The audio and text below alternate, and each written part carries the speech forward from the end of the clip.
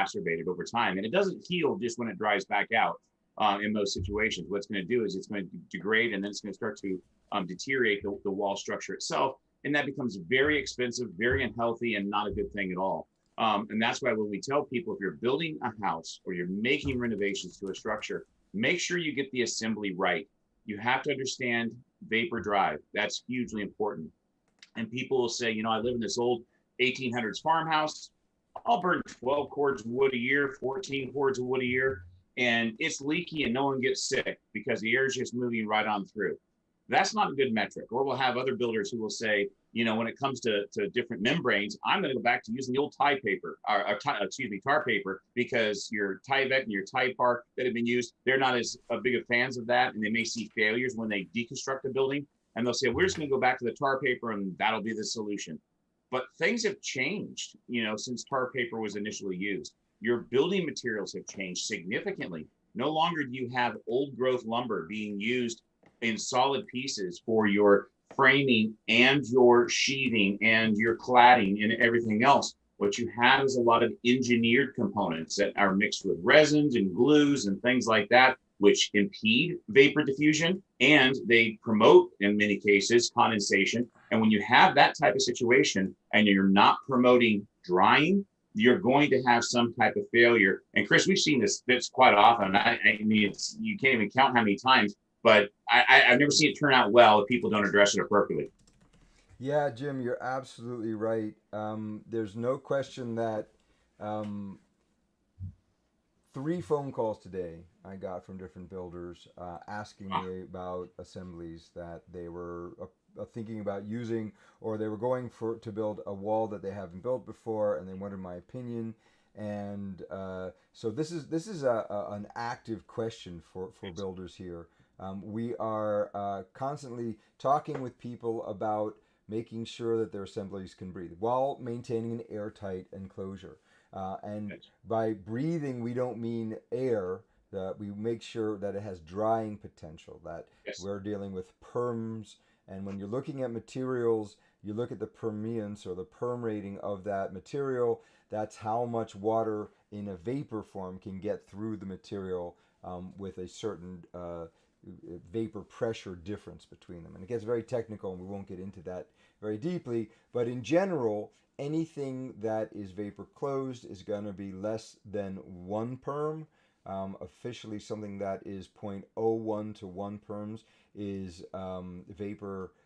It allows for vapor to come through it. It's not a piece of plastic that doesn't let anything go through it. It's a vapor retarder, though. And when you get to 1 to 10 perms, then it's all still a vapor retarder, but it's more vapor open. And once you get above 10 perms, that's when we're talking about vapor open. And when we talk Vapor about open. right, and when we're talking about airtight enclosures, we're talking today specifically, and we'll get into that, about membranes. But membranes are not the only way to make to do the airtightness on an enclosure. We have zip walls. People are using zip walls and they're taping those up. Zip walls are basically oriented strand board, also known as OSB, and OSB has at best a perm rating of 1. While what we really want for a vapor open assembly is something higher than 1, and even better, something higher than 10. And when we start talking about those numbers, then we're really talking about membranes. Even the lowest of the membranes, the Typar, has a perm rating of 13. And what people don't usually get is the fact of how much moisture actually does move through an assembly. So often you'll go into a house, we'll go into a house, Chris, and we'll do a home performance assessment, and you get the infrared camera out, and that's a wonderful tool to be able to see what's going on behind the scenes. Like, go behind the curtain and you find the wizard. And you see what's going on, and you see these convective pathways, and people are flabbergasted because they say, well, listen, that whole thing is sheetrock, it's taped, there's no cracks, there's no openings. How could it possibly be doing that? And then you start looking at all the penetrations that are there, from vent hoods to light fixtures to the actual light switches, the electrical plugs, where the sheetrock comes down on near the floor, and behind the baseboard, it's up off the floor by a half inch or so. Air is moving through there. When that transport mechanism of air is in place, here's what Joe Seabrook has done an analysis before. When you take a complete 4x8 sheet of sheetrock, it does have some permeability to it. So much so that if during the regular heating season, you'll see moisture of 1/3 of a quart of moisture will transfer across that 32 square foot piece of sheetrock freely, unless it has some kind of vapor retarding paint on it. And so it'll go through the wall assembly. Magnify that though by placing just a 1 inch by 1 inch hole in that sheetrock, which could be any one of those openings I was just describing, and you'll have 30 quarts of water being transported from the inside to the out, not completely to the outside, but into that wall system or that roof system or that vaulted ceiling. And it's usually carrying a lot of moisture with it. And as soon as that warmer air that can carry more moisture hits a colder surface, it contracts the ability to be able to carry air and release it, or excuse me, moisture, and releases that moisture against that building surface. And that's when that bad cycle sets up. So just looking at a wall assembly, just looking at a roof assembly and seeing that it's all sheetrocked or paneled or whatever, how many more penetrations are actually open that behind the scenes that need some type of correctly installed membrane put in place. For years, Chris, I mean, people were promoting visqueen right behind the sheetrock, but how many walls have we opened up to find that that was a bad measure? Yeah, and that's again an important point, Jim. I wanted to just stress is that Sure. our experience is not just textbook experience. We're going in the field. We're looking at how these assemblies are put together. We're seeing failures. We're seeing non-failures. We're seeing things that Sure. went right. Like that later on in the show, we'll have the eavesdropping on our audit. And when we walked up to that house, it's right on the lake. It's a long ranch, lots of attic space, and three small gable end vents. I was pretty sure that that was not going to be in good shape, but I let the facts tell me what is happening. And when we got up into the attic, as you'll see if you watch the video, there was no mold growing on the inside of the sheathing or on the rafters in any part of the attic. So that gable end system works pretty well. And this particular one is the one where the gable ends are all the way at the peak, so it's actually pretty high up. When you have a gable end that's a little lower, it doesn't vent quite as well. But so we let the evidence show us. So when we start seeing failures in wall assemblies due to putting up poly on the inside back in the day and having a relatively tight outside sheathing, that I mean I think immediately of when we took your kitchen apart, and, Oh, and yes. and we found all that black mold on the back of the sheathing. And we were not surprised because it was a 2x6 with fiberglass on the inside and Yep. then a sheet of plastic. There's really not much moisture can do in that situation. And on the outside, a very well thought out but vapor closed assembly. But at the So same time, what they had was just like so many people. No matter if you're using uh, the normal visqueen or you're using one of the high performance membranes, some of the problems came into play because people don't detail them right. They don't install them right. You can have the greatest design, but if it's not detailed appropriately, like sealing it around all these penetrations, making sure there's not a transport pathway for the warm, moist air to exit the building into that wall assembly, unless you do that, you're not going to get the performance you're looking for. And that was the big problem with visqueen or, that plastic sheeting, is because they would overlap the seams, staple the snot out of it on everywhere, and they wouldn't tape around the actual joints to the ceiling, or, on the framing itself or the floors. So really, it had so many different bypasses, it could not effectively prevent what was trying to get in. So, Chris, what are some of the things, for our listening audience that would there's different elements that membranes are trying to control or prevent from coming in. right, so a membrane has three main purposes. The first purpose, depending on where it is, right? Because we have certainly we're not going to need an exterior membrane to be able to shed water, bulk water. But that's one of the things that we ask membranes to do. So we're talking about a membrane on the outside of an assembly. Then we want it to be able to shed bulk water, but allow vapor, which is not bulk water, but water in a gaseous form, to move through it when conditions are right. We want it, so that's two of the three things we wanted to do. One, we wanted to shed bulk water. Two, we wanted to allow vapor through it when the vapor drive or we have a higher concentration on one side, a lower concentration on the other, that there's a drying potential, that higher concentration of moisture will be able to move through the membrane and go to the lower area of relative humidity or moisture in the air. And the last thing we wanted to do is we want to use it for air tightness, right? We want to make sure that we're able to reduce the uncontrolled ventilation of our house. Infiltration is also known as uncontrolled ventilation. Yes, it's bringing in fresh air, but if it's minus 20 outside, the fresh air that's coming in is minus 20 degrees. And so there are better ways to bring in fresh air to ensure that we're having hygienic indoor air quality, and that is not through the mouse dropping infested insulation in your walls, the nasty bits, as we say. So those are the three things we wanted to do, and in order for us to be able to realistically ask this material to do this, then we have to do what is called make it contiguous. We need to make sure that there are no breaks in its attachment to itself, to other bits of itself, to the building members itself. There are certain building materials that are so airtight that we can use them as air sealing. I was saying before, OSB, plywood, concrete. One of the reasons, so there's a standard metric you all have probably heard when we're talking about air tightness. We usually talk about air tightness in the form of air changes per hour at 50 pascals, right? We depressurize the house or pressurize the house to 50 pascals, which is an approximation of a 22.5 mile per hour wind blowing against the house. And when we're doing that, we're looking at a metric that doesn't scale very well. One of the things we've learned in building science is that one air change per hour on a 600 square foot one bedroom cottage is different than one air change per hour on a 15-story building. So what they've done is they've moved away from the metric of one air change per hour, and they've gone to the number of cubic feet per minute that move through 1 square foot of the envelope of the building. And that's just a much better metric. So what a lot of architects were saying is, the slab of a building is always so airtight that we shouldn't even count it when we're counting the exterior envelope of the building.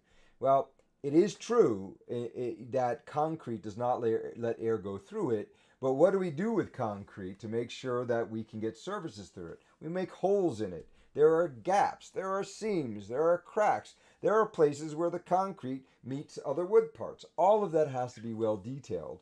Are you going to get a lot of air leakage through a basement wall that's poured? No, but as Jim and I have both seen, those metal ties that they use for connecting the two sides of the form that you're pouring your basement wall with, those rust out after 10 or 15 years and become holes for water and if in the wrong place, air. So we don't rely on our idea that something is airtight. We want to make sure that it's airtight. So looking at using a membrane is one way to do that, is to wrap the whole house in a membrane. And sometimes, connecting that to some of these other materials can be tricky. That's why the industry has come up with a whole bunch of very interesting tapes and other types of adhesives. And these tapes are not I was thinking about this before we did the show, of the old Scotch tape that was used in photo albums, where you put them on in the early 60s or 50s, and within a few years, they've turned yellow and start to delaminate and everything else. These tapes are really acrylic bonding agents in a roll, and they are usually vapor open at the same time to promote that vapor transmission or diffusion. And when they go on, a lot of them are pressure affixed, so that you actually have to press on them or create friction. Sorry about that. That's okay. No, go for it. The world is full of reality, and this is reality TV. So with that, it was a police officers association want me to give to their their policeman's ball, it looks like. But with that, with the tapes that you use, when you put the pressure upon will cause friction, it actually bonds really tightly to the surface underneath, whether that's the actual membrane itself, or it's going to be concrete or another wood surface like OSB. It really bonds aggressively to the point where if you come back a little while later and try to pull this tape Recording in off, progress. it actually will Keep going.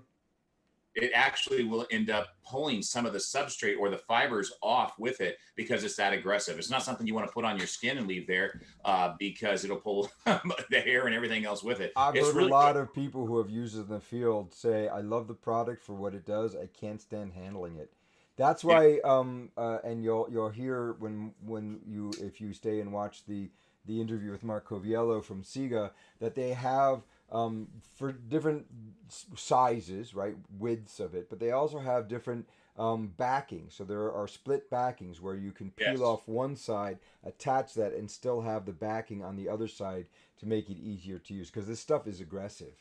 And I've used some of the Vicor products around windows, like vinyl windows, but they've come to find out later that these Vicor products, because of the petroleum in there, they will actually degrade some of these vinyls. So your window could be decomposing behind the scenes because of the sealant that you're putting on there. So it's counterproductive of what you're trying to achieve.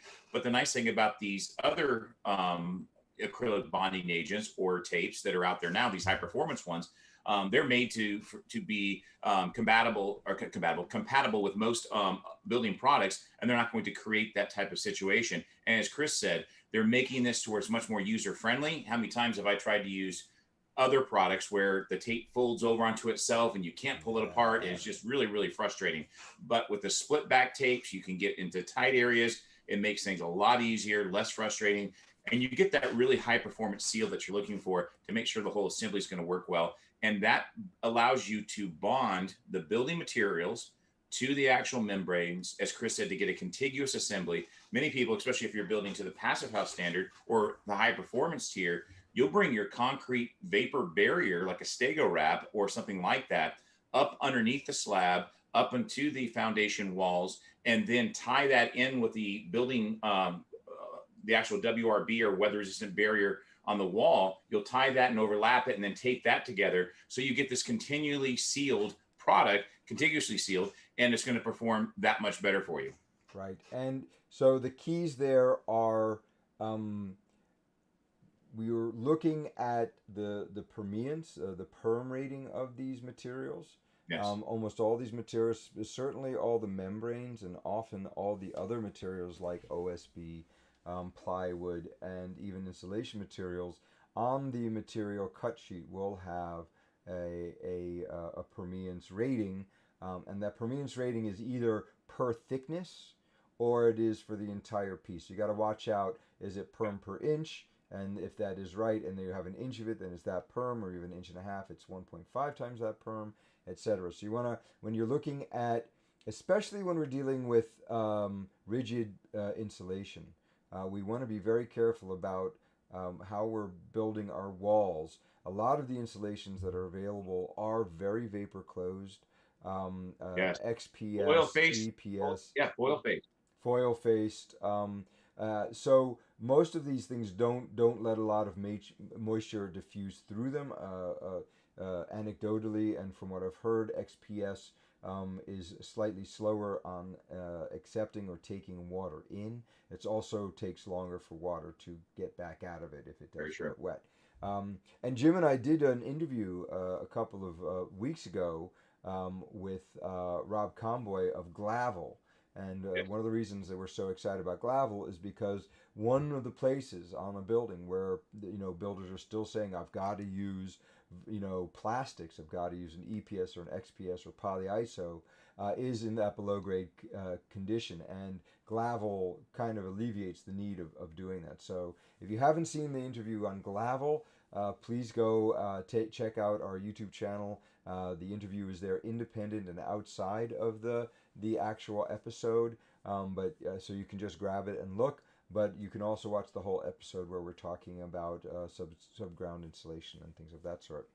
And so with some of these tapes, is where I was going also earlier, was the fact that they test these tapes to have a longevity, a life cycle that's really extensive. So it's not going to delaminate in a short amount of time like some of the Scotch tapes used to. So it's not just a tape. Like I said, it's a bonding agent. And if you install it correctly, and you make sure you're fastidious with the details, you're going to get a very long lasting and durable assembly. Because if we're building to the 100-year mark and beyond, and we want this building to continue to perform, if it remains exactly the way that it was originally constructed and no one breaches that membrane, then we should have a very high level of expectation that we're going to get that type of performance out of the building, and it's going to continue to last and last and last. And that's what we're looking to achieve. And even if we're going to be using a lot more engineered lumber products, which are highly susceptible to moisture, whether it's OSB or some of the engineered all that stuff. Exactly. Yeah. We have to do something to control and to properly address the vapor component, the vapor drive within the assembly. And that's how we're going to achieve that. And even with that, you've got to be careful too with these membranes. They have a limited UV exposure rating. Oh, that's something that many people, I mean, we've seen it. Everybody's seen it driving down the road. Somebody's got their, Lowe's exterior membrane. They've got it pretty well detailed, but they leave it up there for 6 months. It's worthless at that point. 6 years. 6 years. You can't even tell us the Lowe's blue anymore because it's faded so badly. Isn't Lowe's like a lavender color, or those like violet? I often joke that if they leave it up there too much longer, exposed, they may have to get a historic preservation variance just to be able to plat over. Yeah, exactly. Yes, well, that gets into much deeper discussions about regulations. So we're coming up to the half hour here. So we're going to start switching over to some of our first the discussion, the look at an audit. So the eavesdropping on an audit. But before that, I just wanted to say once again, if you have any questions that we're not answering, please feel free to go ahead and join us every Tuesday from 7 to 8:30. You can also send us an email to housecallsvt@gmail.com. And the phone lines are open. I know that it's hard for people to find us with our online presence, but the phone number is 802-200-2550, and we'll go take a look at this audit, and hopefully you guys will enjoy it. Great.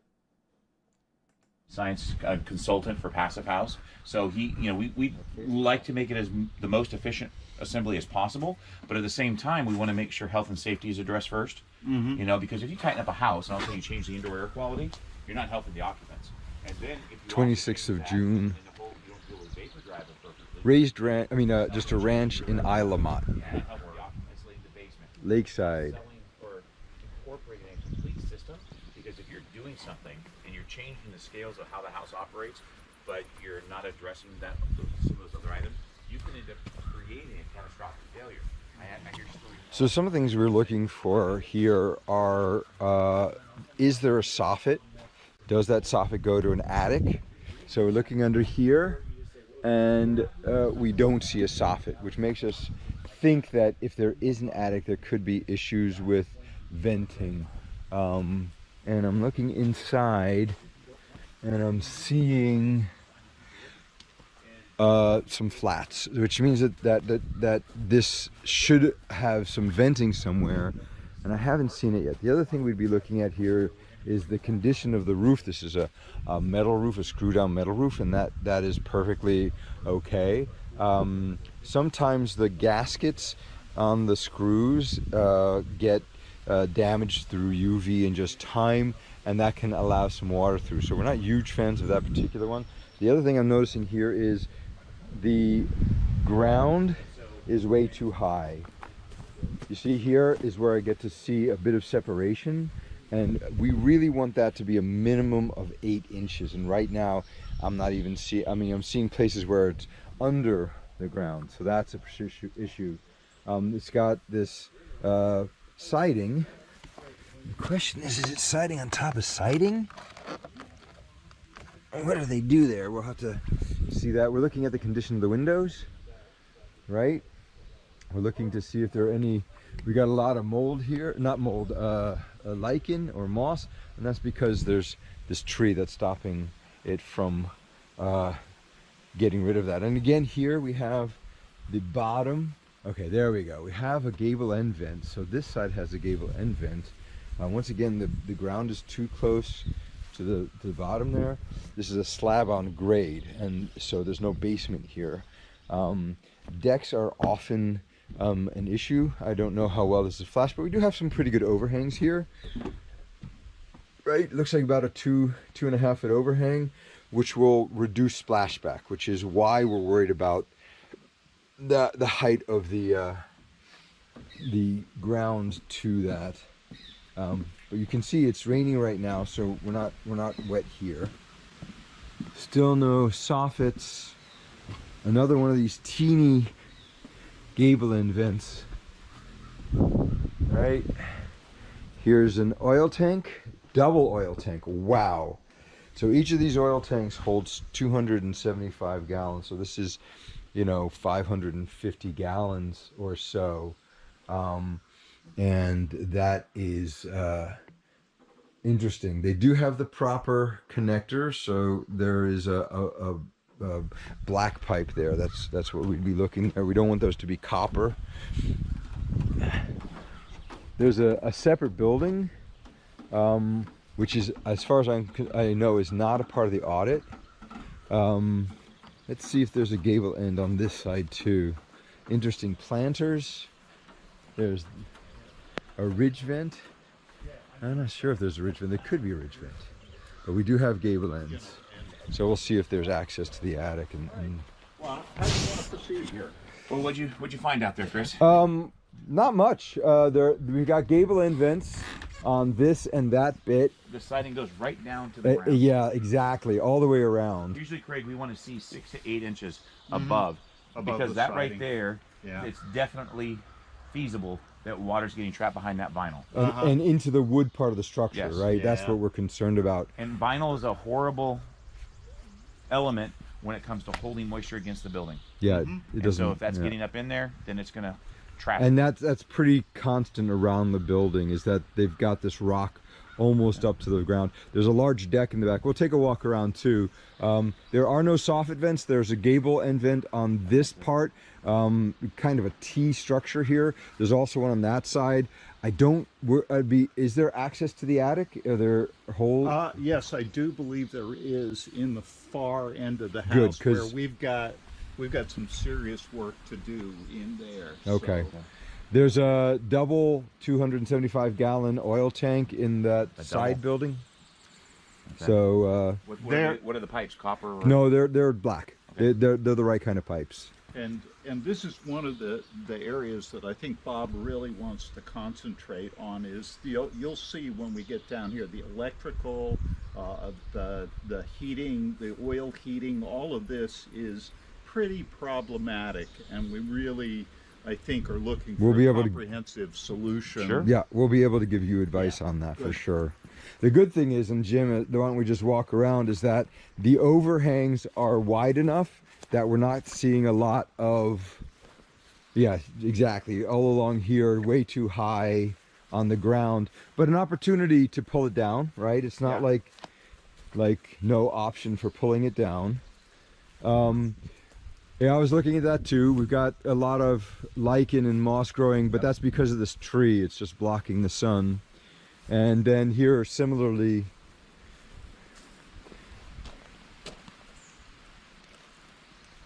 There's foam, siding. okay, So it feels like they, before they put the vinyl up, left the siding, went with approximately an inch of foam over the top, and then the vinyl, right.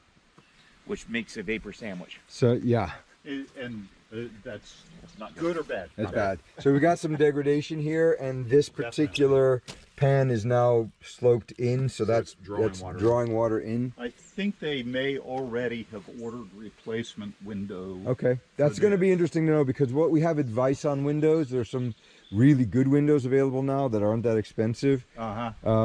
That are pretty much the same cost of the one that your brother's already looking at. See, my concern is you've got greenery growing in the window. Oh yeah, and you might have you're rotten sills 5 too, inches rotten Yeah. framing in. behind. Yeah. Don't doubt it. So Yeah. when they replace the windows, there's going to be a stool and some other stuff that's going to have to be replaced there. And Craig, But- what we tell people is the first day is the worst day because it's the day you find things. Uh-huh. And so We don't want to cause anyone any dismay, but we just are going to be very candid. Candid. Well, and you need to. You need to be. We're glad to have you here. Good. And the purpose of your being here is to give you guys a good catalog. Properly. Yeah, exactly. That's yeah. a concern for me on the roof line a little bit, just the way that that's cut off there. It's not horrible, but it's interesting. Wind-driven rain coming from this way. Yeah. Getting beyond that metal. Getting under it. Yeah. This is north, and so there's some pretty good weather, I think. Sure. We didn't get to see it in the winter, but the very first visit. It's a great spot. I mean, wow. Oh yeah, it's a beautiful spot. Yeah, but there was a lot of ice piled up on that. Oh yeah. Window. Yeah. Well, when we get up into the attic, we'll be able to give you get our eyes on it and make a recommendation on air sealing. It's most likely gonna be, you know, air sealing if the attic is venting right. That's our main concern. Those small gable vents are not very. Yeah, I was thinking you might want to. Is that dirt? It's dirt right there. Huh. That's dirt right underneath this deck. Mm-hmm. It's actually concrete. Okay. Yeah.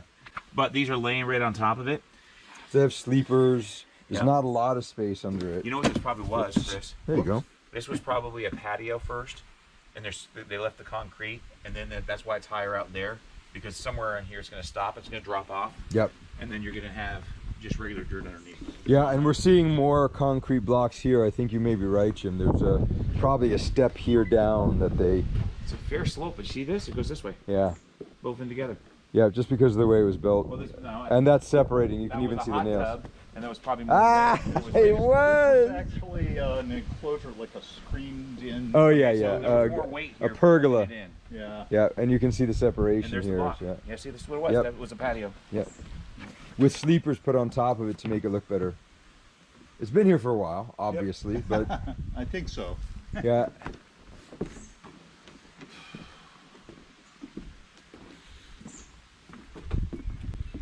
This is what I was talking about. There's the double oil tank in there.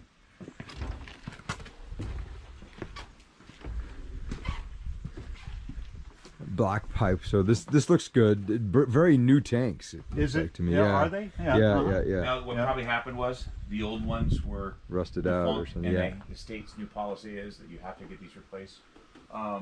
Look at that, Chris. Though the mold. Oh, there is mold.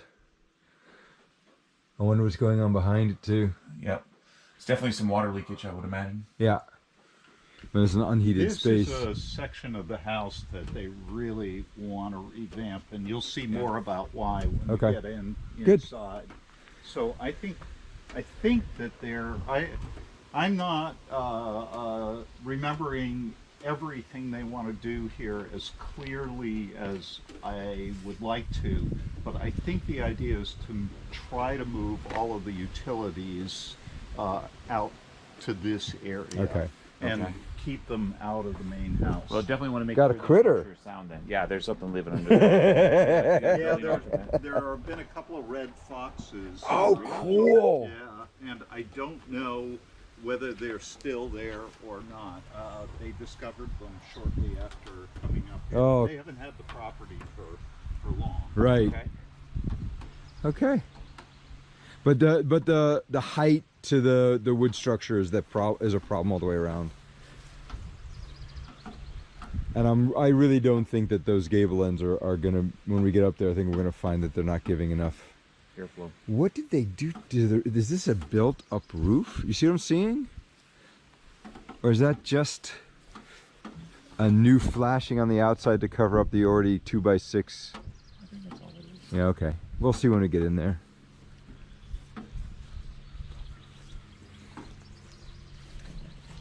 Okay, there we're on the outside. Let's go on the inside. It doesn't have a basement, so that'll be... Yes, no, I think they're planters. They are planters. Yeah. Yeah. Oh yeah, because there's no basement. Yep. Ooh, something's in there. Sometimes you're not so happy to have... Now these are very simple geometry. I like that. So we usually start the audit by saying we're very nosy. We're going to look everywhere. So Good. Please do. The nose knows, Chris. yeah, it does. It does know. A bit musty for sure. Definitely Huh? musty. How long has this not been lived in, Craig? I don't really know the answer to that. The people that owned it before Bob and Cheryl were Canadian. They were from town and spent time here. I don't know. These were their homegrown efforts to fix some things or change some things. Ah, it's just a. Yeah, it is interesting.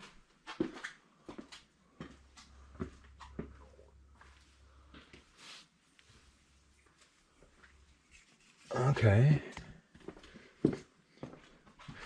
Well, I love the geometry. Well, good. So we have a ceiling here that's likely, these tiles have Possibility of. Oh, those are just Directly- sound tiles. well, what if they're just directly applied? We'll see. This height here is less than 8. But that also has tiles. Yeah, but then So when we get in here, we can see the difference. That is from the edge here. That is about the same height. From this height right here. Yep. See how the two of them connect. Interesting. So spray foam against a chimney is always a good idea. Do you mean that? No, no, it's a We it's a kind of fire assumed hazard it- to do that. I Yeah. kind of assumed it wasn't a very good. No, you're right. It's just a regular fireplace. Okay, with these, oh, we recognize those. effective vents. Yeah, maybe with a fan here. Now, will this be their full-time residence, Craig? No. Actually, they'll just be here during the summer. Although they're thinking about renting it when it's rentable, and when they're not here. So we turn on the bath fan and we listen to it. This bath fan. So not a bad move. When you're selling a house, make the bathroom really nice. Yeah. That's so you can tell that that's what they did. They But that bath fan renovated sounds this pretty good. just before the sale, I believe. Yeah, feels like it. Yeah. It just feels like nobody's ever even been in it. Yeah, and they obviously started working On the kitchen, What ended up happening here, I think, though, I'm pretty sure they intended this construction for themselves, and then with the closure of the Canadian border and stuff like that, became more and more difficult. And as the property prices escalated, they began to think about selling and did. Now, here's the magic. And Oh my gosh, this is Why this is is a this mixed so much? this is a mixed fuel. Oh my gosh, it's just... It's a solid fuel, and so this is a really uncommon little baby here. You can actually, unless I have it wrong, it looks mixed fuel, that you could actually burn something else in here, like wood. Yep, exactly. So it's an oil burner on the bottom with a wood box, firebox in it. Yeah. Probably about as inefficient as a thing can get. Oh, great. But do you feel Well, that... they don't want to keep this stuff. I Yeah, don't no, believe. and we'll give them a recommendation for Do you feel what how to hot swap it it is at. in here? It's really Yeah. hot, Yeah, it's warm. and that's in the here. attic access. And there's your What attic I'm wondering here, access. Jim, is this mastic on the floor. I'm worried that maybe Yes. it's asbestos. Those look like 8x8 tiles to me. It does look like the classic 8x8 tile. So, Craig, one thing is, it's just one of those markers, indicators, that when a certain size tile was 8x8, it was very popular in the day. It had black mastic on the back, and more than likely than not, it had asbestos in it. And so it needs to be encapsulated or professionally remediated, or something that needs to happen. Clay Point Associates out of Williston is a great testing agency.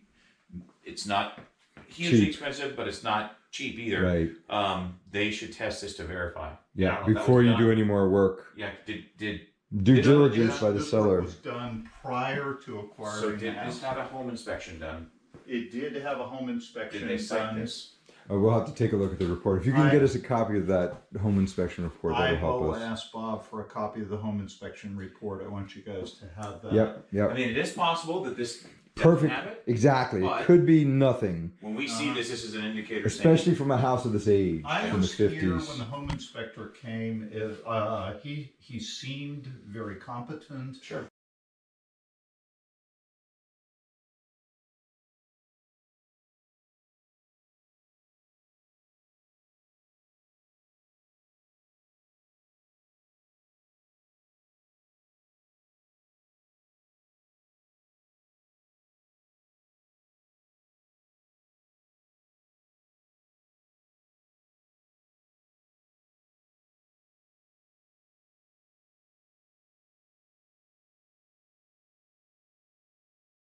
Hi, this is Chris West from House Calls Vermont, and as usual, we're going to have a quick chat with Steve Spatz from Efficiency Vermont.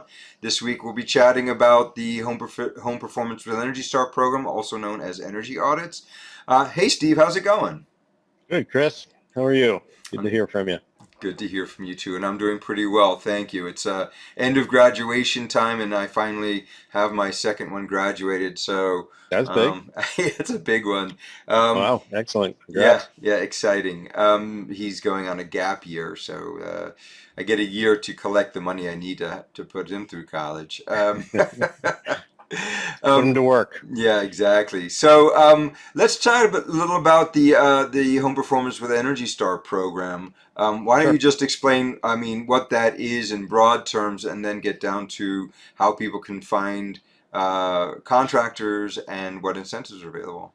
Sure. So the Home Performance with Energy Star program is a program that addresses overall building comfort, durability, health and safety, and energy efficiency under the brand of Energy Star. And so this is a program that is owned or managed by the Department of Energy with the Energy Star brand. And in Vermont, Efficiency Vermont runs the Home Performance with Energy Star program on behalf of the Department of Energy. So we're an administrator of that program here in Vermont. And what makes the Home Performance with Energy Star program unique is that it is a contractor base that is specifically trained in building science and how to appropriately analyze and evaluate buildings.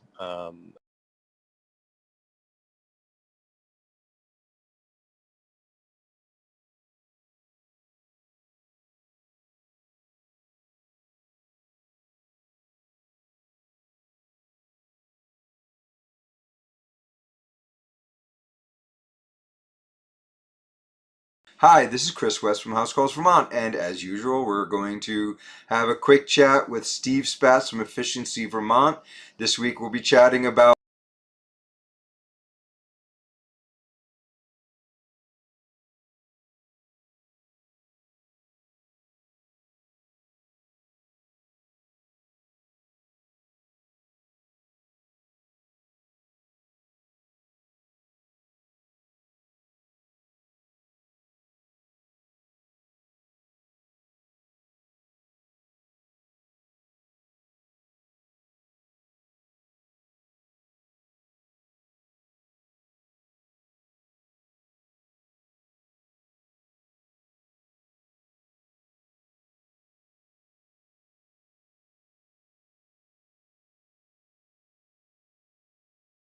Hi, this is Chris West from House Calls Vermont, and combustion, just to be clear, combustion safety is your boiler, your water heater, anything that is going to be burning a fuel in your house, and maybe taking air from the house to make that happen, or at the very least pushing bad stuff out.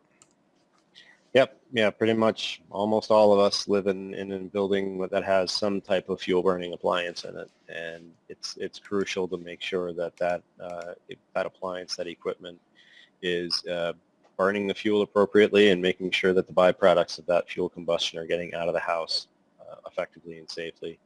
And both from just how your house and how that building is as it stands right now, and then also in light of making improvements on that building as well, things that you can do to really lower your energy bills, increase comfort, improve building durability by improving air leakage rates through the building and insulation levels.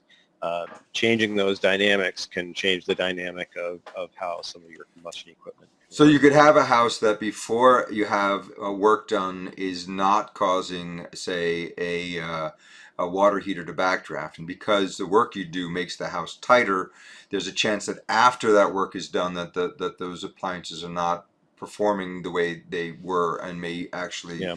be causing issues. Yeah, and those appliances were probably working on the margins previously, but you just had conditions occurring in your house that kind of masked the potential issues that were there. So, Right. These contractors, because of the training that they receive and the level of ongoing continuing education and training and oversight that they receive as well, those are the kinds of things that make them stand out to some extent amongst other contractors who could similarly do insulation or air sealing work in a building, but not be aware of those concerns or issues around combustion safety and other indoor pollutants and contaminants like this contractor base specifically is. Right. So So, yeah. I So was if going to say, someone is going to look for someone who has those qualifications, mhm. where's the best way for them to find those people? So because of the fact that the contractors that participate in this program with us under the Energy Star brand are specifically trained and certified, they're certified by an agency that requires that they maintain that certification every 3 years. They have to recertify essentially. And this is a high level of oversight and accountability with this contractor base. And by way of their association with us, they are the access point for consumers in Vermont to access incentives and rebates from Efficiency Vermont to help bring down some of those costs for air sealing and insulation. So if it's work that you've been thinking about, you want to just get a general idea about what's going on in your home and bring one of these professionals in to kind of just take a look and give their expert opinion on the conditions you have in your building and potential opportunities for improvement. You can seek them out through Efficiency Vermont's website by going to efficiencyvermont.com, and we have a Find a Contractor link or portal on the website. And in there, you can search for the contractor type that you're looking for. You can search under home performance contractors. You can search under insulation and air sealing for residential homes and put in your zip code, and that will give you the results of contractors that are in your area and in your radius, essentially, to where you live. Now, if I understand it correctly, there's also a caveat in there, which is that if you are a customer of Vermont Gas or Burlington Electric, that because of the way the ratepayer funds are distributed, that if you are getting services from either BED or Vermont Gas, they have a parallel program. Can you Mm-hmm. explain how that works? Sure. Burlington Electric has their own weatherization program, so they can be contacted directly if you're a customer of Burlington Electric. And they offer incentives and rebates as well, but they do not go through Efficiency Vermont. It's not an Efficiency Vermont affiliated program. Vermont Gas Systems has programs as well for high-use customers, and then customers that are not considered quote-unquote high-use.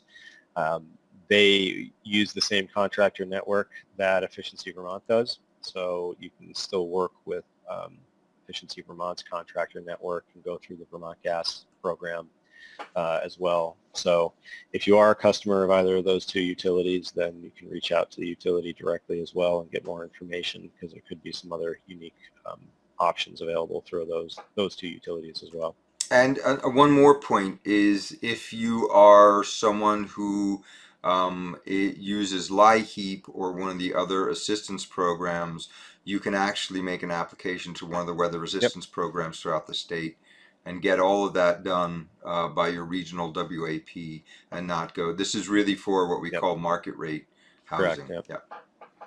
So, Yep. if I were to be a person and I apply to have someone come and do an audit, and someone comes and does an audit, what are the incentives that are available, and how are those divvied up? Sure. So homeowners have access to incentives from Efficiency Vermont that'll cover half of the project cost, half of the eligible insulation and air sealing measure costs that would be installed in their home. And we'll cover that cost up to a cap of either $3,000 or $1,000, depending on household income. So the cap to $3,000 is available for moderate income households. And you'll see on our website, when you look up the information about the incentives, there is a table there that'll show what household income limits are per county in Vermont, and what those income thresholds are to achieve the $3,000 or $1,000 cap in incentives. Great. That's a lot in a little bit of time and a little bit of space there. But I think we covered it all. Is there anything else you'd like to add about the Home Performance with Energy Star program? Just this has been a program that Efficiency Vermont has run for a long time now, pushing a couple decades here, and the work continues to grow. The state of Vermont is reinvesting in weatherization as a path towards meeting our climate goals, and also just reducing the overall energy burden to Vermonters. So the program continues forward. It's a great contractor base and network that works in the program. And contractors are steadily busy right now, so we encourage that you seek out a few different contractors if you're interested in looking at your options. And as long as you're okay with waiting for a little bit, you can plan ahead a little bit, then you'll be able to find a contractor to work with. So yeah, we get most of our calls after the first cold day, right? That's It's right. November Now is not 15th. the time people are typically thinking about this stuff. No, but very, very true. Great. And just as always, where can they go to get that information, Steve? you can go to efficiencyvermont.com. You can find everything you need there. Great. Well, Steve, thanks again for stopping by and giving us some information about Efficiency Vermont and their programs. We'll talk to you again next week. Sounds good, Chris. All right, thank you. Yeah, you have a good weekend. Thank you. You too. Bye. Bye. So that was the bit with Steve Spatz. Steve's great. Steve is awesome. We're so lucky to have him working with us on House Calls Vermont, but also we as a state are very thankful for having him and others like him working through Efficiency Vermont to make sure that these programs are well administered and that we have good building science behind the work we're doing. So we got one more interview tonight. We're going to be talking an interview Jim and I did a couple weeks ago with Mark Coviello from SIGA, which is a membranes and tape company originally out of Switzerland. And we'll just step right to it. Yeah, great.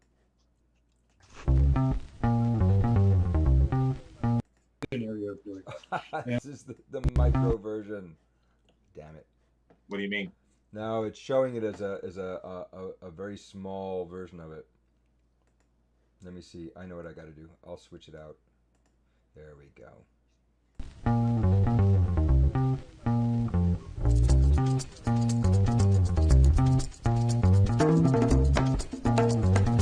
Hey everybody, this is Chris West from House Calls Vermont, and today we're going to be speaking with Mark Coviello, who is the SIGA Trainer and Application Advisor here in our area, and we're going to ask him about membranes, about tapes, and about the importance of vapor open assemblies. And so, Mark, welcome to the program. And of course, Jim Bradley, my colleague, is here with us to grill Mark. Welcome, Mark. Thanks, Chris and Jim. Thanks for having me. I really appreciate it. Yeah, it's great to have you here, Mark. Our pleasure. Now, Mark is, as we said, he represents SIGA. SIGA is a company that we're big fans of. We've been using and supporting their products for years. There are a number of companies out there, all European-based. SIGA is a Swiss company originally, and they're all putting out SIGA and Proclima and a couple of other companies are putting out membranes and tapes and other types of things. But you're one of the people we work with on a regular basis. Like we see Mark on site if we're doing a job and we call up and say, we need tape. The next day he shows up and there's tape. The same day, often. And I was actually at a building site here in Jericho 2 weeks ago, and there were the Leaches doing a retrofit of a really old plank building from the early 1800s, and they're putting on this peel and stick. And I was like, wait a second, I know that. And he said, yeah, Mark was down here. He dropped the stuff off and gave us a training on how to use it. It was a challenging building. They were not adding any insulation. But you're there, and I think it's important that people in our area and across the country know about SIGA, but also know you and your products and what you offer. So I'm going to just open up with one of those open questions to say, so Mark, tell us, what is SIGA and how can it help with our building durable and airtight buildings? Sure. Great question. First off, you started off by saying there's a number of companies out there that produce tapes and membranes and adhesive that are associated with high performance buildings or airtight buildings. Thanks for saying that. We are not the only company out there. There are a number of companies out there. So if you're using us or one of those others, you're doing a great job to start with. So I just needed to get that square. So thanks. SIGA is a Swiss company. We're going on 55 years old. We're a family-owned company. We operate worldwide. I'm a trainer and application advisor, like you said, in the Northeast market. I have a teammate who's based out of New Hampshire. He typically does the southern area of New England, and I do the northern area of New England. And what we do is we meet with builders and architects, high performance design build folks, and we try to promote good building practice. We try to let our customers and influencers and builders know that when, why, and how to use specific airtight, weathertight, and vapor control products. Yeah, that's kind of what we are and what we do. So yeah, go ahead, Jim. Yeah, so many people are used to seeing the other products on site that begin with T. One of those being tar paper. The other is going to be rhymes with Beck, and another one with par. But anyway, it begins with T. But they're used to those type of things. And when some of those products have failed, now builders are saying, let's revert back to tar paper because, hey, I've taken a lot of old buildings apart and hey, that everything was fine. They're missing the mark, though, in our estimation, and it's because though the tar paper is the same, the building materials that they're trying to protect have changed significantly, and vapor drive has become such a much bigger part of the equation. So in the details, what you do, Mark, what you've done for us is you educate us on why we should use a certain product and how it performs. Not that it just has that builder's name on it or that lumberyard's name on it. It's what does it do and how do you install it appropriately? Can you share a little bit about with us why that is so important to get that right? Well, sure. I'm going to reference that tar paper. That's an easy one that I can say and talk about. I have a customer who's a panelized builder. They build panels, half a SIP panel, so it won't be, say, OSB, foam OSB. Let's call it OSB and then foam to the inside. They'll do the complete panel, however. Well, they're strong advocates on tar paper to the exterior. It's a great weather barrier. It lasts for a long, long time. When shingled properly, it will definitely shed bulk water. It's not an air barrier, but they lick that air barrier issue on the inside by taping all of their interior seams. So all of these components have to work together and jive together. And like you said, the products have changed over the years. I mean, I guess I can use brand names. Look at Zip Sheathing, Huber Zip. I see it everywhere. Great product. It makes building fast and efficient. It's a great product also depending on who installs it, I think. There's with good products come user error at times. So wanting to make sure that people are trained on how to put these new products on that are in the industry. And, I say that, and well, I guess, Jim, you said it, a lot of people don't know that SIGA even exists because let's call it a new product. We're 55 years old. It's new to North America, so, and here's my challenge of now trying to educate people, architects, builders, designers, how and when to use it appropriately and efficiently. It doesn't come with an inexpensive price tag. So I want to make sure that they're spending their money and they're applying it perfectly so that they get, well, is it the perfect storm they're going to end up with? No, they're going to end up with, securing that outside of their building. So, yeah. Well, the one thing I remember you helped me with was a roof assembly we were doing for a colleague of ours over in Burlington. And that was where it was a vaulted ceiling and it had regular, really a good roofing underlayment in one respect. You would think it would be. But what was happening was it was causing it to rain inside the house. And we couldn't figure out why initially, but then we realized that the warm, moist air was getting up into that vaulted space and then condensing on the back side of the sheathing because that underlayment was vapor closed and it would not allow for drying. Right. And so you brought out the product, MyVest, or Mayvest, I should say, Mayvest, and we use that, which is a perm rating. I personally pronounce it MatchVest, but MatchVest. What is the actual perm rating of that again? MyVest exterior membrane is a 54. So 54, I was going to say 52. So 54 as compared to 0. And so it has the ability to protect from bulk water moisture getting in, but also it allows for drying from the inside so you don't have it raining on the inside of your assembly. And how many vaulted ceilings these opportunities have been missed? They're trying to think of, we got to keep the water out, which is great. You have to keep the water out. But when the water's the moisture is trying to dry outward, if it has nowhere to go, it's going to condense and it's going to start ruining the assembly. Having that understanding, though, I would say 90% of the people, at least, that are doing these projects don't get that yet, and they need to.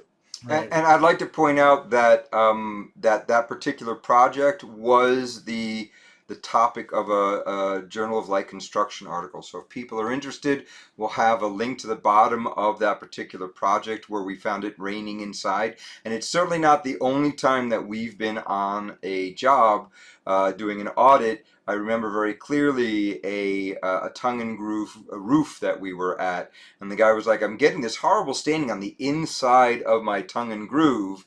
What is that?" And we were like, "This is air leakage. You have air leakage. The air is getting through. It's hitting the bottom of the sheathing, and it's dripping back into your house. It's not a leaky roof." That's what he was worried about. And the roof looked like horrible. The roof really needed to be replacing, which gave us a great opportunity for doing some added insulation on the outside and some good exterior air sealing. But we see that type of thing all the time. There's some cool things that you can do, it really is. And you just have to think about it. The two of you with your experience and your education, you can come up with a multiple of different options, so I think that's what makes it even cooler, Yeah, and what's important, of course, when we're looking at a product, I mean, I know that Jim started with the T word, but when we're building these buildings, we now have an air tightness requirement of 3 air changes per hour, and you can reach that pretty much without membranes and things. But once you start getting down to the ones, once you start getting really tight, then the old-fashioned, I'm going to use sheetrock air sealing, it's just not an option anymore in order to be certain that you're going to hit those numbers. And by the way, we're trying to, as we make our houses more and more tight, we're trapping more and more moisture in there. The wind is not blowing through our walls, which is a good thing as far as infiltration reduction. But one of the reasons, as I always say, that we have 150 and 250-year-old houses still standing is because they're not airtight.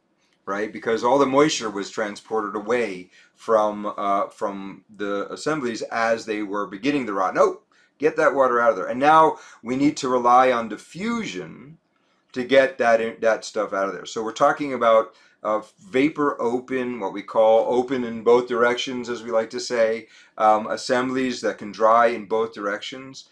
So tell us a little about about the membrane options we have with a company like Sega and what the perm ratings are of those. I mean, there's straight up perm ratings, but there's also variable perm ratings. Why don't you walk us through that just a bit? And why to use them, and why to use them as compared to regular plastic or some kind of just an exterior membrane. Why is it important to even consider these? Right. Okay, sure. Not a problem. I'll start from the outside and work my way in, I suppose. Sure. Three different exterior membranes. And it's funny, the pronunciation of the word my vest, my Rex. I hear it all different ways, so you can say it however you want. It's quite funny. We struggle with the names here in North America. I can certainly say that. So the first one being My Vest 700 SOB. It's a black exterior weather-resistant barrier. It comes with a strip of wig glove on the bottom course of each roll, so that when the membrane is applied, it's self-sealing essentially. So it's one course of tape in addition to the membrane. Exactly, right. So it's not fully self-adhered. It's just one course of 2-inch wig glove adhered to the backside of the membrane. So again, when you form your overlap, and this is strictly a weather barrier because I'm going to tell you it has a perm rating of 70, I believe. It's right around 70, so it's a high perm rating. But it's black and it's 100% UV stable forever. So it's used for open joint facades, open joint cladding. And again, therefore, that wig glove on that backside to seal when the membrane is properly overlapped. So when you are looking through the open joint cladding, you don't see any tapes or anything. It's a quite clean installation. We then moved to MyVest 500 SA, one of our newer or newest membranes. Been around for a couple years now. It's fully self-adhered. So just to be clear, that means peel and stick for the regular Peel and listener, stick, right? Right. Right. So you either have an 18-inch detail roll or a 60-inch 5-foot roll of peel and stick membrane. It has a perm rating of 15. It's fully. The funny thing is, do I use the word waterproof? What is really waterproof? It's Bulk water, right? right. Oh, it's bulk waterproof. It's Right. wind-driven rainproof for sure. Once it's applied to the substrate, it can also double as an air barrier because essentially it is sealing any vertical or horizontal seams. So basically, that MyVest 500 SA coupled with some wig glove, you can have an airtight, weather-tight assembly from the outside. So just to be clear, wig glove, you're saying that a lot, and I know what that means, and Jim knows that. But wig glove is one of your tape products. It is. Yeah. Wig glove is an exterior seam sealing tape that combined with some of our exterior membranes, it creates, like I mentioned earlier, that airtight assembly, or it helps to seal the rough openings of your windows or doors, things of that nature. So after we talked about the MyVest 500 SA, we moved to the MyVest 200. And that's one of our older membranes. It's been around forever and ever. And that's our mechanical fastened exterior membrane. In conjunction with wig glove tape, when the seams are sealed and continuous, it's also considered an air barrier. It has a perm rate of, you're challenging me, guys, I want to say 64. Yeah, it's up there. 62, 54, 55. It has a perm rating of 55. So a little bit less than the MyVest 700, but vapor open. So it will not allow bulk water to penetrate from the outside, but allowing any vapor or moisture that builds up behind the membrane inside of the cavity to penetrate and dry to the exterior.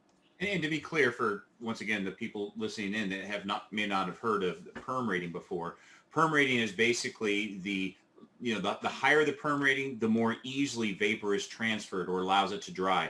The lower the perm rating, once you get down to close to 0 or less, you're going to have a vapor barrier at that point in time and not just a vapor control layer. So that's why perm ratings are so important. The higher perm rating, the better it is for the assembly as far as letting it dry out. Exactly, yes. So that takes us down into the interior. Interior, we have an interior membrane. It's called Myrex. Our interior membrane is a variable membrane, so it has the ability to change its perm rating. It comes in a 5-foot tall roll. It varies at let me start over. Its membrane is variable in one direction, I should say. Right. In one direction from the inside. So from the inside, if I was inside my building looking at this membrane installed, that membrane is going to stay virtually vapor closed at, what is it, 0.097, I believe, perm, US perm. If I'm on the outside, that membrane has the ability to open up to 4.25 US perms. So again, if any vapor were to get inside of my assembly, depending on the moisture, the humidity, it has the ability to say, okay, I need to open up and I need to allow this moisture to dry to the interior. It doesn't happen very often in our weather zone, in our climate zone. It's primarily closed. It's promoting drying to the exterior by staying closed. However, again, it will open up to approximately 4.25 US perms when needed. And just to jump in to clarify, so where is something a vapor barrier? Where is it a vapor retarder? And when is a vapor open? And what is a perm? And we've gone over this on a number of our radio shows, which are also YouTube videos that you can check out. And what basically anything from 0.001 to 0.1 is a vapor barrier. Anything from 0.1 to 1 is a vapor retarder, and anything that's more than 1 perm is more vapor open. When you get to 10 perms, it's considered to be completely vapor open. So that's the scale, and that's a class 1, 2, and 3 vapor retarder, and we'll make sure a little chart jumps up on the screen here so you can see that. So what we're looking for when we're making vapor open assemblies is that we want something above 10 on the outside. And we want something, if we're going to do inside vapor control also, we like that vapor, the variable vapor open, vapor closed, because what it allows for is reducing the vapor coming from the inside of the house into your assembly during the heating season when there's more vapor in the house than outside of the house. Remember, we're talking about nature likes a balance. And just like heat, if it's cold outside and it's warm inside, heat goes from where it's warmer to where it's colder. And the same thing happens with vapor. If you're more moist inside and it's less moist outside, then water vapor, gaseous water, will actually flow through your paint, through your sheetrock, and into your wall. And it will deposit there if it hits a surface that's below the 2 point. That's that first condensing layer. Are we calling that diffusion, Chris? Yes, we call that diffusion, exactly. Vapor diffusion. And I'm glad that you actually mentioned those scales and the classes. For instance, I don't think a lot of people understand, that class 1 4 mil plastic, right? That's a great way, I think, to define the two, or 3, I guess, if you weren't clear on what the differences were. Vapor closed class 1 4 mil poly. Right, exactly. So now we've got our membranes dealt out. Why don't you bring us around to understanding the tape side of things? Because I know that you have tapes for all kinds of different places. I contacted you last summer when I was putting that cap on top of the brick part of the building at 10 Old, and I needed a capillary break between the brick and my mud sill. So and you brought over a product. It dropped. I mean, it was awesome, and I still have a bunch of it left. So why don't we start from the concrete wall to the frame wall as far as capillary breaks, and then let's talk about what acrylic bonding agent tape is. Okay, awesome. We do have a series of different tapes. We do try to keep it simple. So as confusing as it may sound, it's not at all. It's actually quite simple. So let's start inside. So if I have Myrex or our interior vapor control layer, I would couple that with Reson. Reson is our interior seam sealing tape.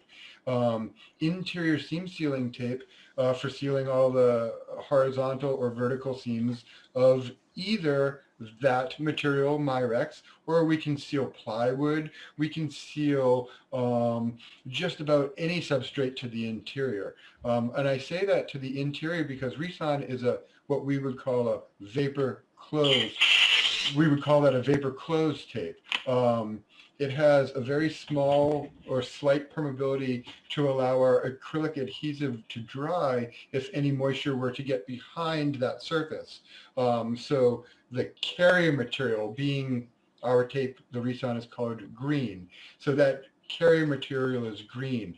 That has that permeability rating to, again, allow the vapor and moisture to dry out. Our tape, that 100% acrylic adhesive, is also non-toxic and VOC, residential free of, what am I trying to say?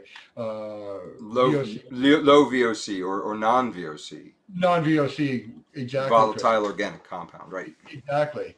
So it's safe as well. There's no off-gassing of the material. To the, Chris, you also mentioned, try to talk about that concrete to the mud sill to the substrate. We have a tape that's called Fentrum. Our Fentrum tape is used both on the inside and the outside. And it comes with, again, a permeability rating to allow any vapor to permeate through the tape to allow drying if any moisture were to get behind the tape. And again, I say moisture, it's not bulk water. It can be applied to concrete surfaces without any primers down to 14 degrees Fahrenheit as a application temperature range. So anytime we talk about any of our tapes or membranes with adhesives on them, they have a very low application temperature range, conservatively starting at 14 degrees. They can be applied to many different surfaces without the use of primers, OSBs, plywood, concrete, gypboard, you name it. One of the only substrates or products that we don't really like to adhere to very well would be any type of like wood fiber board. Like Gutex or something like a that. Gutex. Yeah. And it's not the problem that we don't adhere to that material. The problem is the material doesn't have enough really like backbone to support us. Yeah. We'll pull our material, we'll pull the tape off of the material, and the material will come with the tape. Yeah.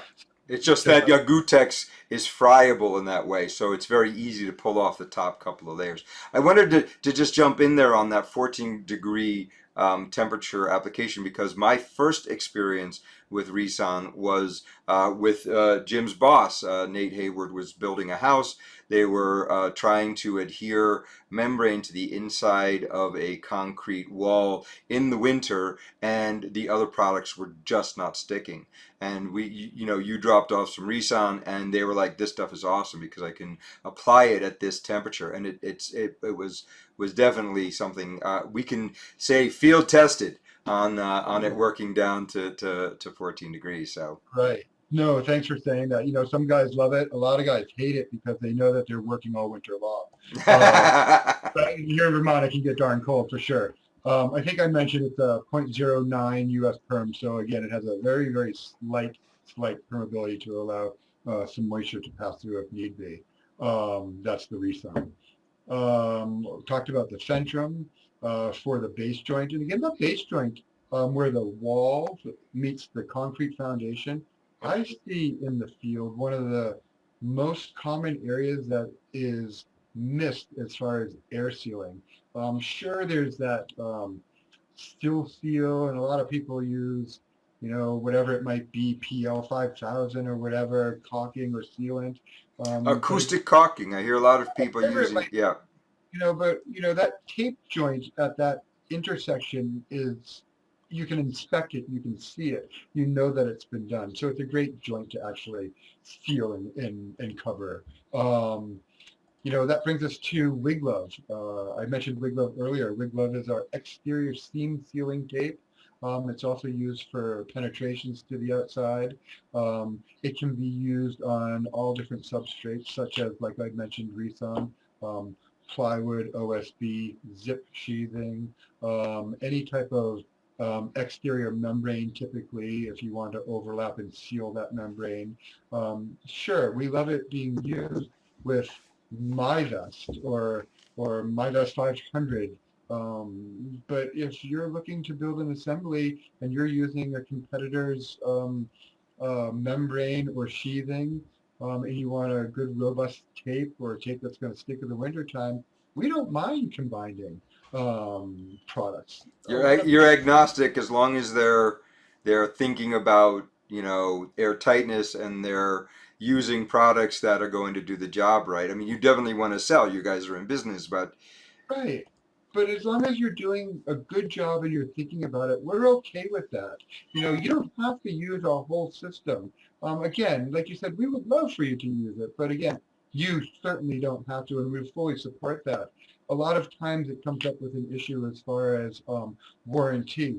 Well, the competitor might not warranty um, give you their warranty on their product, but we'll certainly warranty our product on theirs. yeah. No problem. So we're willing to And stand Mark, up. I can say that, I've experienced that with you so many different times where, we've used a competitor's product because we either had it around or the customer preferred it, but we know that the tape works.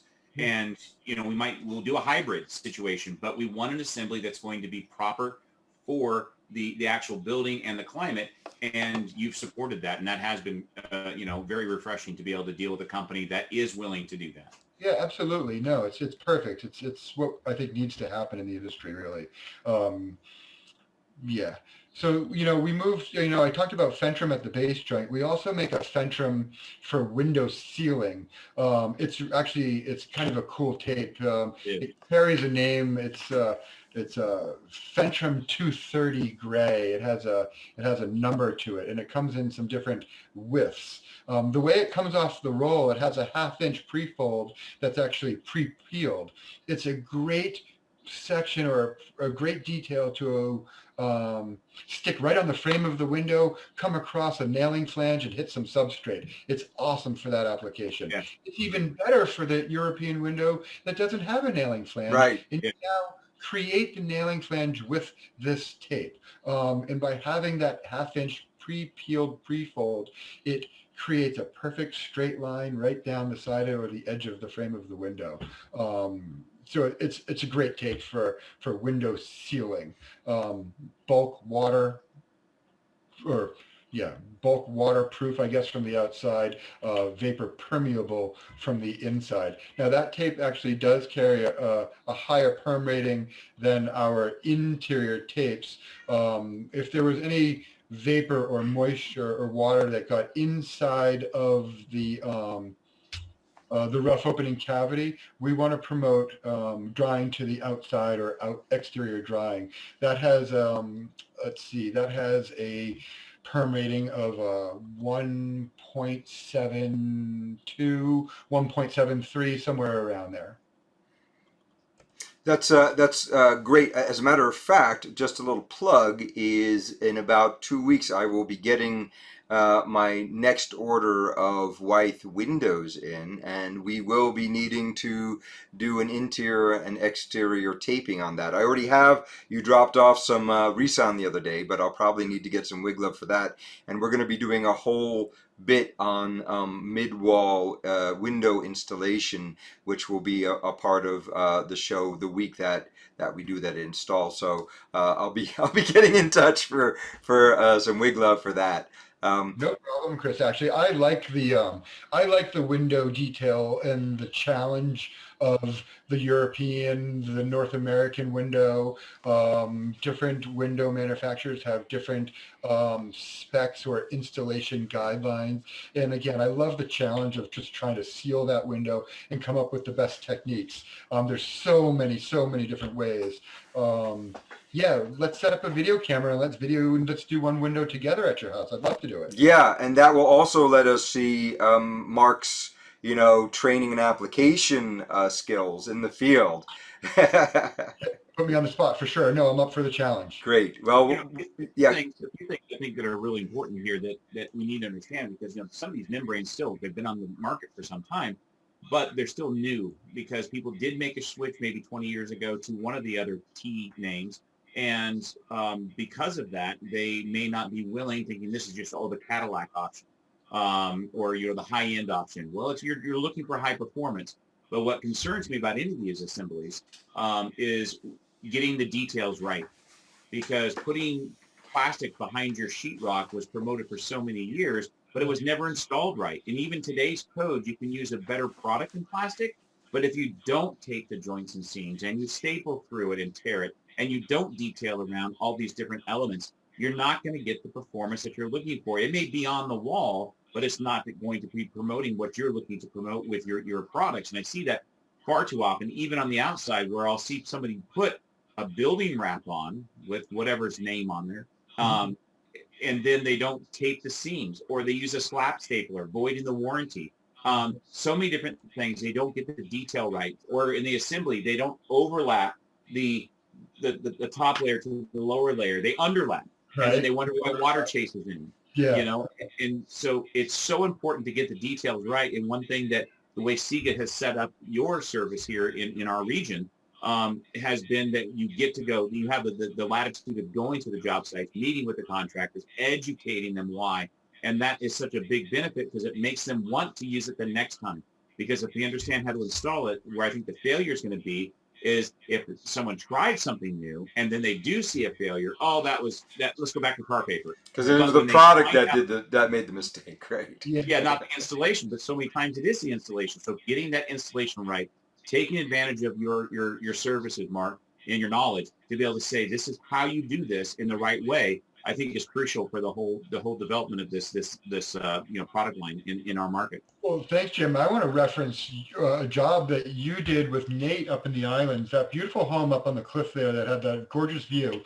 You guys had some logic windows that you installed, and you did the complete system. You actually detailed that rough opening to the hilt. I mean, you had insulation on the rough opening. You thought of everything on that application, and you used our system both inside and outside tape. So you used the Fentrum IS-20 on the inside, and you used the Fentrum 230 gray on the outside. But imagine that. Imagine if I convinced you into using Fentrum. You purchased the Fentrum went to the job site, and then someone installed the windows, and then you put the interior tape on the outside. So you put a tape now that has a 0.09 perm on the outside, and now a tape that has a 1.72 on the inside. We're talking like very, very small perm ratings, but still, one's really closed and one's kind of open. So that kind of really defeated the purpose, definitely in our climate zone. They're all waterproof to the outside. None of our tapes allow water to penetrate them. So as far as bulk water, you're fine. But if any moisture or vapor were inside of that rough opening cavity, where's it going? That's 1, 2, 3 days a year. It's going to try and dry to the inside. So you have an issue, and we don't want that. We want to prevent that issue. And you said it earlier. Prevent bad things from happening. Yeah. First thing I wrote down, and I'm going to use it, and there you are. We want to prevent bad things from happening. So thanks for using our system up there, and you guys, you detailed it perfect. It came out really nice. Well, it doesn't feel like we've been chatting for almost 45 minutes, but we're getting close. And first of all, Mark, I want to make it very clear to the people out there who are watching this, you do not charge for site training or site visits, right? No, it's part of my job. Yeah. That's my job. My job is to promote SIGA. Sure, I sell SIGA products, but in hindsight, we just want people to know how to use it, when to use it, and where to use it. We provide moisture calculations if you're going to use our products, and that on-site training. Yeah, I'll come out, I'll do mock-ups. I'll work side by side with you guys for a little bit and install some windows and make sure that they're done right. I don't want to call back, Chris. I don't want you to say, Mark, my window's leaking. Yeah. And I'm like, damn, why is this window leaking? I don't want that. Leaking So at the tape. I mean, we know you can have windows leaking because they were manufactured poorly, but the window to wall connection should not be leaking. Yeah, yeah. Well, Mark, thank you so much for coming in and interviewing with us today. We are really glad, and we'll have you back on when we get to installing my mid-wall windows. I have a brick install, and I got a wood frame install, so we'll have a lot of fun with that. And we'll get videos out so that everybody can see you working in the field and get an idea of what Jim and I will go through as far as the process of determining exactly how we want to detail that window. And I'm really looking forward to having you back for that. thanks. I didn't mean to invite myself, but I couldn't help it. I couldn't help myself. I like that, and I'd rather be out in the field with you guys than sitting at my desk here. Agreed.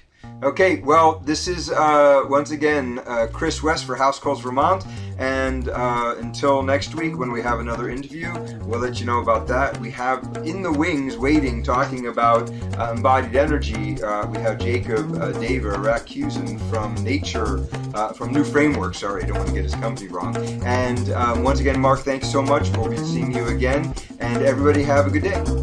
Thanks.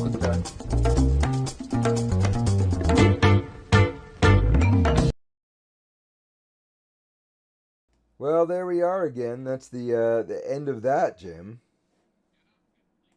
Mark's definitely a great partner to have in this whole endeavor, more than a salesperson for sure.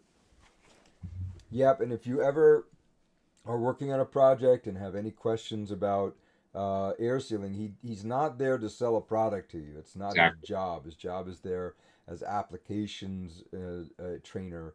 So if you have a question about how to properly, weatherize or waterproof or install a window, Mark's your guy. Yes. A couple of weeks from now, once the windows come in from Wythe Windows for 10 Old Stage, we're gonna have a day worth of window install, and we're gonna have Mark out there, and Jim will be out there. I think we're gonna get Andy Leach out there as well, and we'll install a couple of my super insulated high R value windows. Yep. And we'll show you exactly what you have to keep in mind in a mid wall, right? So a lot of windows are installed on the outside, and those have flanges. Almost no windows are built all the way on the inside, but these windows are mid-wall install. So that has a lot of very important. It's a great way to install a window. It improves the performance of the window overall, but it also carries with it some things you have to be really aware of to make sure that you're building a durable installation. And Exactly. not for nothing, Jim, but the window up in my dining room, that 3-pane window, that's also yeah. getting replaced. Yeah. And that's a retrofit, not only because the one at 10 Old Stage is really just a blank window buck, and we're going to be sliding the window in there. But here at home, we have windows that you installed exterior trim to, almost 10 years ago now. I know it's going to be an interesting dive in that one because we will get to see how well the assembly has held up because we used the high performance underlayment. We used the tapes from 475, the Tuscan and the Minto wrap, and we can see how this held up. But the challenging thing is, since it was installed really, really well, is taking that back apart and be able to get the assembly put back together. So it's a really intense assembly, but yeah, it'll be a definitely an interesting experience. Yeah, I'll be interested in seeing how we're going to make the new windows fit in the old hole. I mean, Sure. I took the roof openings, I ordered the window to be the right size, but where does the trim meet the frame based on now? On the new frame, the new window, it may be too high for the weep hole. So it's gonna be an interesting thing. So we're not there yet, but when we get there, we'll make sure we get plenty of video for you guys and get it out there. So we're off next week on vacation. We will be posting something for all of you so you can keep on consuming our content. If you like our show, please subscribe and hit the little bell so you get a notification when more content comes out. If you like the show, tell your friends and family about it. We're growing our footprint. Jim and I were actually on VPR's Vermont edition last Friday, if you didn't Yes. hear it. And we've got audio of that, which we'll throw up at some point. It's almost an hour long, where we did our standard answering phone calls and talking about issues with material prices and availability of labor and also just some building science questions that some callers called in with. So that was a lot of fun. We're hoping to do that again soon. So Sure. until next week, until 2 weeks from now, this is Chris West And Jim Bradley. Have a great night. Yeah. Bye.